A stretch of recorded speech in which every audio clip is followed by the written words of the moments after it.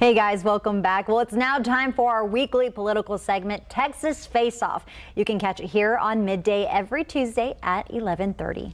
Joining us today is Montserrat Garibay, the Secretary Treasurer of the Texas AFL-CIO, which is a state labor federation. She's the former vice president with Education Austin and taught with AIC for 8 years. She's also an activist on education, labor, and immigration issues. Also with us this midday is Matt Makoviak. He's the chairman of the Travis County Republican Party, and he's also the president of the Potomac Strategy Group, providing political consulting to conservative campaigns. So guys, thank y'all so much for joining us on this Tuesday. Thanks. We really appreciate it. Well, the first question we wanted to ask you both was kind of the obvious issue impacting so many lives pertaining specifically to the government shutdown. It is the longest now running. So what are the main causes and the people in disagreement, or is it the actual issue connected to the wall? What are you kind of looking at? I'll go ahead and start with you, if you don't mind. Thank you. Yeah, I mean, the Trump shutdown is a real crisis. It's a disappointment, and it's shameful that the president is using this as his political football. We have many federal workers that live paycheck to paycheck, and for them to miss one paycheck it really puts a big strain in their family. And on Friday, it'll be the second paycheck that they have not received, and we're disappointed by the fact that the government is not open and that they're not helping our most needed workers to get their paycheck to live day to day. Now, and you, Mr. Makoviak, where do you kind of stand on this? Well, what I'd say is, Democrats control 1/2 of 1/3 of the federal government. They're not going to get 100% of what they want. What you've seen so far is Democrats have not put a compromise on the table.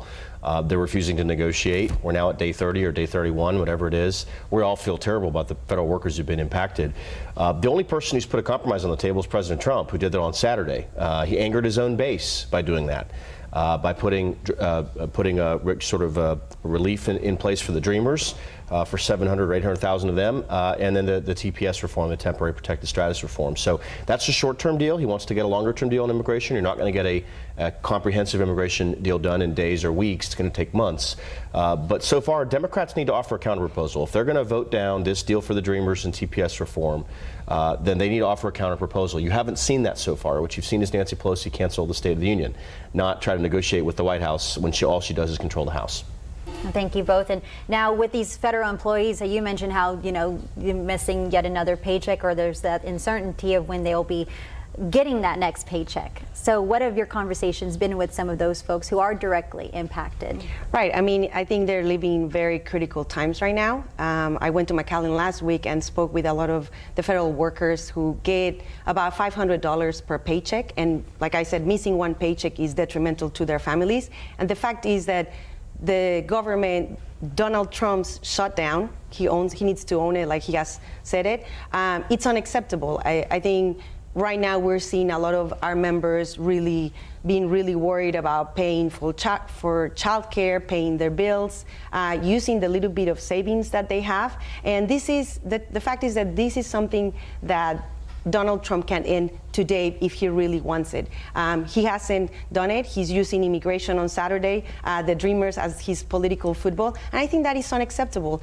What he can do today is end that shutdown and work on a solution outside the government shutdown. Are we directing that question to you? Yeah, I mean, again, we hate seeing this many people affected. We know that people do live paycheck to paycheck, and there are hardships because of that. I have seen some stories about creditors, accepting, maybe letting them skip a payment, things like that, getting interest-free loans. I know USAA has been doing that. So there may be some options out there. Obviously, no one wants to see this continue. The Senate is going to vote this week on the Trump compromise. We'll see if Democrats want to vote to give Dreamers 3 years of relief while a longer-term deal is cut between the parties. That would reopen the government this weekend. That would be a very good outcome. I'd like to see Democrats do that. If not, then they need to offer a counterproposal. That's how negotiations work. You can't just say no, do nothing, not talk, not negotiate, offer nothing. That's not how you get to an end. That's not how you get to a negotiated compromise, and that's where we need to get.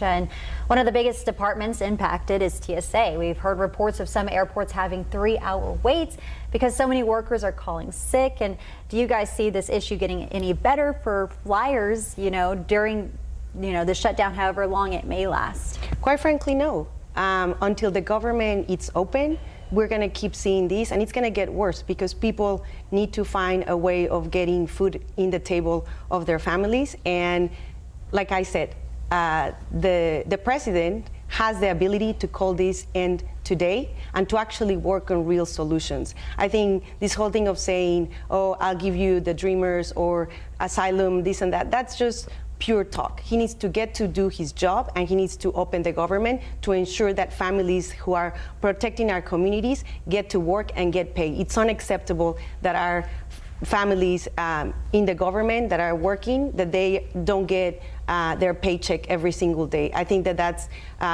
absolutely shameful, and it's going to have consequences on the election. And it's irresponsible for Donald Trump to do this for the families of the American families. And that last question also for you. Yeah, I mean, it's not talk. I mean, it's a real compromise. It's going to be voted on in the Senate. The government would reopen Friday, Saturday, maybe Monday at the latest if it were to pass. And those paychecks, everyone's going to get back pay. The president's already signed that into law, that if you missed pay, you're going to get back pay. So it's a very real compromise. Again, I hate to sound like a broken record. The Democrats can either vote for this compromise or they can offer their own counter proposal. That's how a negotiation works. Obviously, I fly a lot. I've been in D.C. I've been at the Austin airport several times. I haven't seen a lot of problems where I've been. There have been some specific airports where there have been problems. If that gets worse, it's going to affect the economy. It's going to affect business. No one wants to see that. I understand the sensitivity and how this must feel for TSA agents who are going to work and not getting paid. And maybe some of them have to go somewhere where they can get paid, and I hate to see that. So hopefully it doesn't get worse. Again, I think there's an opportunity for this to get settled the next 5, 7, 10 days. Both sides have to come together. No one's going to get 100% of what they want. Well, guys, thank y'all both so much for coming on and talking about very big issue on both sides that a lot of people are very concerned about, and providing y'all's insight. We really appreciate it. Thanks. And guys, for you at home, you can watch today's Texas Face Off on our website, KVUE.com, later today. We'll be right back.